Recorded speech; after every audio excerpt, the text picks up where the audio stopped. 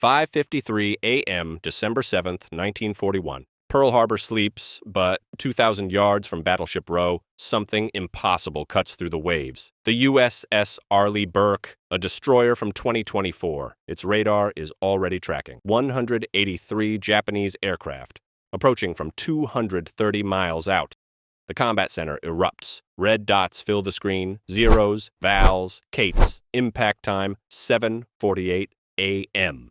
The captain stares. 8 defenseless battleships on his display. His destroyer has 96 missiles. The Japanese are bringing 353 aircraft across 2 waves. In 7 minutes, history splits in 2. The USS Arleigh Burke isn't supposed to be here. This 9,200-ton guided missile destroyer carries more firepower than the entire Pacific Fleet combined. Weapons loadout that breaks physics. 96 vertical launch cells packed with SM-2 surface-to-air missiles and Tomahawks. Each SM-2 can delete aircraft from 90 miles away.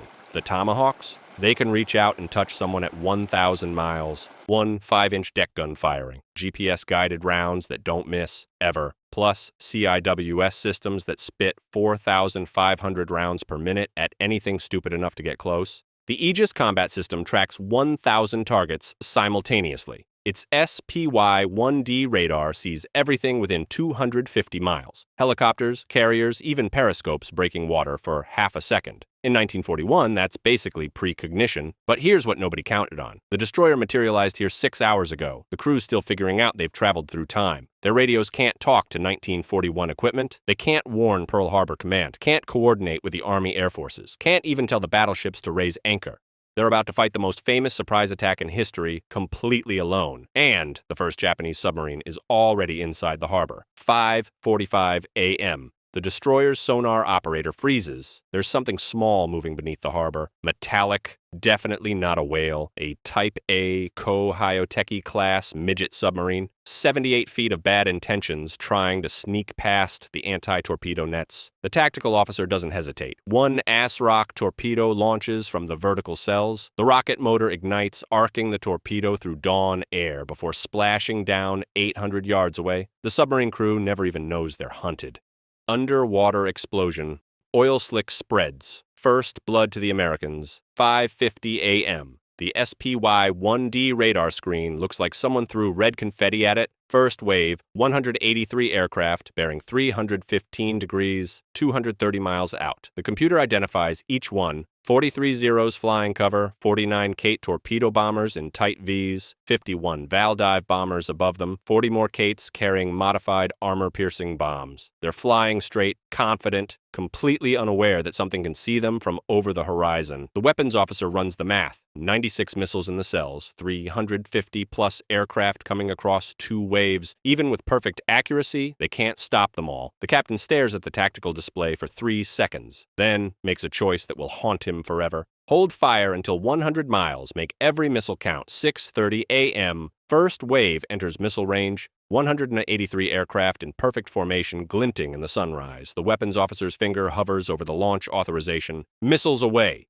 24 SM-2s explode from their cells in rapid succession. Vertical launches that turn horizontal, racing toward the incoming formation at Mach 3.5. The Japanese pilots see white smoke trails rising from Pearl Harbor. They've never seen missiles before, don't even have a word for them. 20 seconds of confusion, then formations start disappearing. No explosion they can see, no aircraft firing at them, just planes vanishing like someone's erasing them with an invisible hand. A Zero disintegrates mid-turn. 5 Kates simply cease to exist. The radio chatter becomes screaming, but they keep coming. Japanese naval doctrine, press the attack no matter what. The surviving pilots tighten up, dive lower, push throttles forward. They've trained for this mission for months. They won't turn back. The destroyer launches another salvo. 18 missiles this time. More planes blink out of existence. But the math is merciless. 96 missiles total, 2 waves of aircraft. Even with perfect hit rates, dozens will get through. 7:35 a.m. The first wave survivors, about 70 aircraft, approach Pearl Harbor. The destroyer's 5-inch gun starts its own symphony. Computer-guided rounds picking off dive bombers one by one, but there are too many angles, too many targets, and the battleships are still sleeping. 7 9:40 a.m. Despite everything, 70-plus aircraft breakthrough. The destroyer's CIWS systems scream to life, spraying walls of tungsten at incoming torpedo bombers. 3 Kates explode 500 yards from the USS Oklahoma, but 5 more slip through at wave height. The destroyer's computer calculates impact trajectories in milliseconds. Oklahoma will take 4 torpedoes port side. She'll capsize in 12 minutes. The 5-inch gun swivels, firing smart rounds at impossible angles. 2 bombers splash, 3 torpedoes still launch. Oklahoma lurches, starts listing immediately. Then radar spots them. 5 Vals diving toward the Arizona. The destroyer dumps everything it has. 8 SM-2s streak upward. 25-inch rounds in 15 seconds. The gun barrel glows orange. 4 bombers disintegrate. 1 gets through. The 1,760-pound bomb punches through Arizona's deck. The destroyer's computers scream warnings.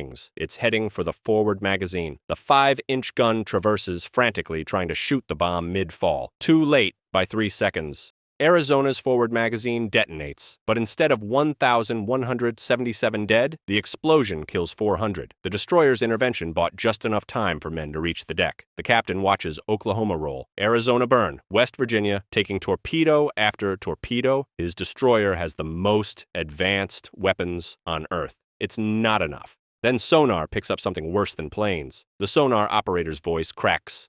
5 submarines, bearing 090 through 180. They're surrounding us. Full-size I-class boats, each carrying long-lance torpedoes that can crack a destroyer in half. They've been waiting, using the air attack as cover to position themselves. The captain has 2 seconds to decide. Fight submarines or keep defending against aircraft. Can't do both effectively. Launch ASROC pattern. 3 submarines closest first. Rocket-propelled torpedoes burst from the cells. They arc through the air while Vals continue diving on battleships behind them. The destroyer's split attention means more bombers get through. The USS Maryland takes 2 bombs. California starts flooding. First, ASROC hits. Submarine I-22 breaks in half. Secondary explosions from its torpedo storage. Second hit, I-24 crushed like a tin can. Third torpedo misses. The submarine crash dives below its range. Torpedo warning, starboard side, 800 yards. The CIWS pivots, creating a wall of bullets between the destroyer and incoming long lance. The torpedo detonates 100 yards out, showering the deck with shrapnel and seawater. The destroyer rocks, but holds. 2 submarines still hunting. 40-plus aircraft still attacking. The destroyer's ammunition counter shows 42 missiles remaining, and radar just picked up the second wave, forming up 180 miles out, 8:54 a.m. The second wave appears on radar. 167 fresh aircraft, pilots who know something's wrong but not what. The destroyer's ammunition counter glows red. 30 missiles remaining, 405-inch rounds. The captain does the math. They can maybe stop half the second wave, maybe. Sir, we still have 12 Tomahawks. The tactical officer pulls up the Japanese carrier positions. Intelligence intercepts place them 200 miles northwest. 4 carriers, Akagi, Keiga, Soryu, Hiryu. The entire 1st Air Fleet. It's insane. Use precious missiles on ships that might move while bombers are incoming.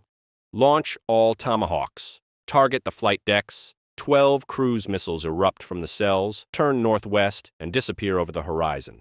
They'll fly at wave height, invisible to 1941 eyes for exactly 22 minutes. Meanwhile, the second wave splits into attack groups. The destroyer has to choose. Save the airfields or protect the remaining battleships. The Nevada is trying to escape the harbor. If she sinks in the channel, Pearl Harbor is blocked for months. Final SM-2 missiles launch, reserved for torpedo bombers only. The 5-inch gun hammers at dive bombers until the barrel temperature hits critical. Nevada takes hits, but keeps moving. The channel stays open. 42 Japanese aircraft still get through. In 20 minutes, those Tomahawks will either end the Pacific War or leave the destroyer defenseless. The attack ends at 9:45 a.m. The destroyer's radar shows empty sky for now. The numbers tell a story of partial victory. Japanese losses, 147 aircraft destroyed, 3 submarines confirmed sunk. The destroyer's intervention saved the USS Arizona from complete destruction. 400 dead instead of 1,177. Oklahoma salvageable. Nevada didn't block the channel.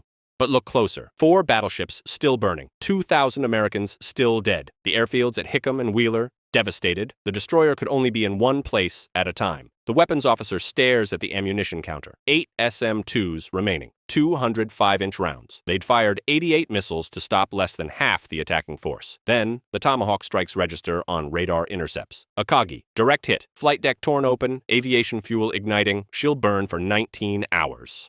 KAGA, near miss. Shrapnel damage, operational but scared. The Japanese are recalling the third wave that Admiral Nagumo was considering. The mysterious losses spooked them. They're running back to Japan. But here's the poison in this victory. The destroyer's crew knows they could have saved everyone. With unlimited ammunition, no ship would have been touched. No American would have died. Instead, they had to choose who lived and who burned. That math will haunt them forever. The captain faces a new problem. His ship's computers cracked the JN-25 code in 6 hours. They know every Japanese plan for the next year. Midway, Coral Sea, the entire sequence. But how do you explain that knowledge in 1941? The most powerful warship in the Pacific is now almost out of ammunition. The destroyer becomes Pearl Harbor's most powerful secret and its most useless weapon. With 8 missiles left, it can't risk another major engagement. The nuclear reactors will run for 20 years, but there are no spare parts in 1941. No compatible ammunition. When those last missiles are gone, it's a 9,200-ton radio station, so they adapt. The destroyer anchors in Pearl Harbor as a classified experimental vessel. Its radar becomes the Pacific's early warning system. Its computers decode every Japanese transmission in real time.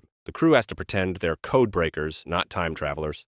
The intelligence value is staggering. They know Yamamoto's location every second. They predict Midway 6 months early. The war could end by 1943 instead of 1945. But here's the cruel irony. They saved Pearl Harbor by sacrificing half of it. They have perfect intelligence, but can't explain the source. They prevented catastrophe, but not tragedy. The captain stares at reports showing Japan accelerating their missile research based on survivor testimonies about disappearing planes. They're trying to reverse engineer something they can't comprehend. The war's timeline is shifting in unpredictable ways. Did they save history or break it?